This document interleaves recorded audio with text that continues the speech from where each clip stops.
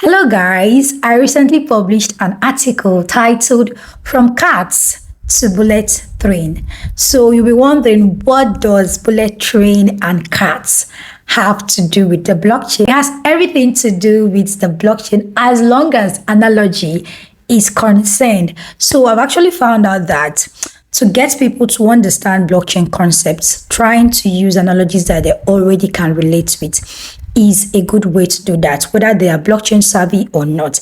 And that is what I do with all my articles and my videos, to make sure that these videos, whoever watches it, whether they know anything about the blockchain, they can really get what is going on. With that being said, I got this question. I'll put it somewhere here in the article that I published yesterday about EVM and non-EVM compatibility. You know, I didn't really think this was going to be like a question because I assumed it's something that people would understand.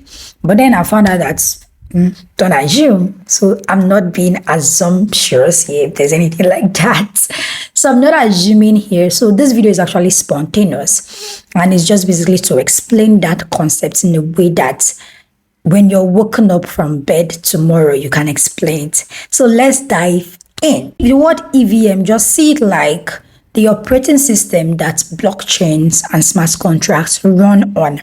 To bring it home, I'm going to use Android for my analogy, right? You know how most phone production companies run the Android operating system, the likes of Samsung, Motorola, Nokia, Techno, Infinix, your Redmi, your Oppo, a whole lot of them run the Android operating system. So what this really means is that, hey, they have their products. When you buy a Samsung phone, you know it's a Samsung phone. When you buy a Nokia phone, you know it's a Nokia phone. But behind the hood, they are all running on the same operating system. You can liken that to the blockchain. So the likes of your Optimism, your Arbitrum, your Polygon, your Ethereum, they run the same operating system, which is EVM. It simply means that the blockchain, these blockchains that I mentioned, and their smart contracts run on the Ethereum virtual machine, which is the operating system that they run on. So by extension, it means that this blockchain, they understand Solidity and run Solidity smart contracts, right? So the language that they speak is Solidity. So you can say that when you say that this blockchain is EVM compatible, you can by extension say that they speak the language of Solidity. They run Solidity code. They understand Solidity, right? That is what it means. So coming down to non-EVM compatibility as regards to Cairo, okay, let's take for instance, we've established now that, okay, EVM, we have likened it to Android. So for now, we are going to liken the non-EVM of Cairo to iOS, right? You'll be thinking, why would Apple not want to run Android? I mean, most of this company run it. It means that they see something in it that aligns with them, and they're running the Android operating system. But then Apple came around and they're like, we want to have our own operating system because they are looking for some desired results that Android won't be able to give them. Right. So let me give a little bit of context. So Starknet is a blockchain just like the likes of Ethereum, Optimism, Arbitrum, Polygon, Base, and the rest, right? It is its own blockchain. So the same way these blockchains run on an operating system that we established to be the EVM and likened to be the Android operating system, that's the same way that Starknet run on its own virtual machine, which is known as Cairo VM, Cairo Virtual Machine. And now we are likening this virtual machine to iOS, right? So it means that the Cairo VM does not understand Solidity. It understands Cairo, and the Starknet blockchain runs on the Cairo VM. So now that we've established that, so why will Starknet decide they want to have their own virtual machine, which is the Cairo VM? They want to have their own programming language, which is the Cairo language, amid the challenges that developers have to learn a new programming language, moving from what they already know, because most of the reasons why some of this EVM compatible chains stick with EVM is because it already has a developer community, enough of it, right? So coming out to start a new community, build new developers would be a challenge. But then what if the reason for them to take this thing actually worth it, right? So the reasons why Cairo or Starknet decides to go on to have a new VM and also have a new language is because, one, and most importantly, they want to be able to generate zero knowledge proofs efficiently, right? There's a difference between generating zero knowledge proof and then doing it efficiently, right? So this is one of the major reasons why Cairo went this route. So I'm not going to dive deep into zero knowledge proof in this video, but then it's a cool thing, right? I think I'm going to make a dedicated video on it too. And I think again is speed, and not just speed, super speed, like high speed, being able to process transactions in batches and very fast, maintaining low gas fees. That is one other consideration. Another thing again is the safety. You might have heard and know that Cairo is, or Starknet is, quantum resistant. It means that with the rise of quantum computers, you won't be able to brute force or be able to crack someone's private key and all. It is quantum resistant.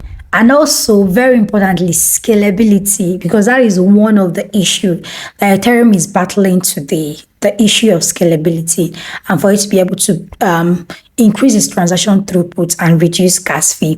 That is where some of this L2s come in, because the whole idea of layer 2s is for them to come and help Ethereum where it cannot just help itself, right? So, Ethereum always dish out updates, but then, there is a thing where you're trying to make a car fly, right? So it's just like you're trying to put wings, strap wings to the sides of a car, maybe make some other modifications, maybe make it more streamlined, reduces weight, all of those things. You're trying your best, you're optimizing a whole lot, but then it gets to fly, but then it won't fly as much at a great altitude that an aeroplane would. It wouldn't even fly as long, right?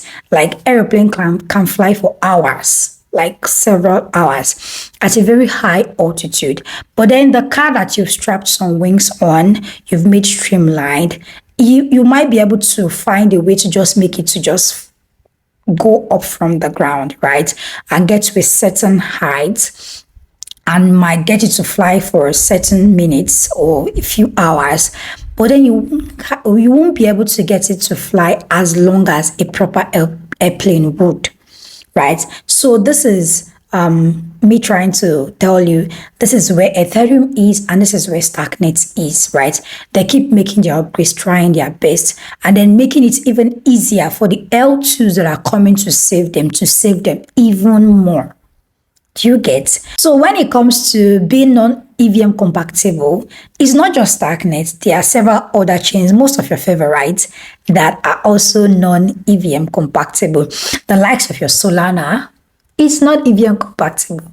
Also, the Aptos blockchain is also not EVM compatible, and it runs on the Move VM operating system or virtual machine, and it also has its own language, just like Starknet has Cairo. It has the Move language. The same thing with Sui. Sui also works with the Move language. Also, Near Protocol also have its own virtual machine. That's a WASM-based VM, although it also had to include an EVM runtime, which they call Aurora. You can see that this is not a new thing. This is a common thing, especially when you have some desired result that you can find that the current EVM cannot help you with. You can go the route of having your own operating system, by extension I mean virtual machine, and then you'll be able to achieve the results that you want. So with this now, I believe that after watching this video, for you to get to this point, we're able to now say, even when you're waking up from bed tomorrow, you can tell someone that you know what EVM compatibility is and what non-EVM compatibility is. And even if you don't remember anything, you remember the analogy of Android phone as regards to iOS phones, right? Their operating system as Android versus iOS, right? With this, you'll be able to differentiate and know this things. So thank you guys for watching, and until next time, keep building and see you in the next one. Bye. Peace.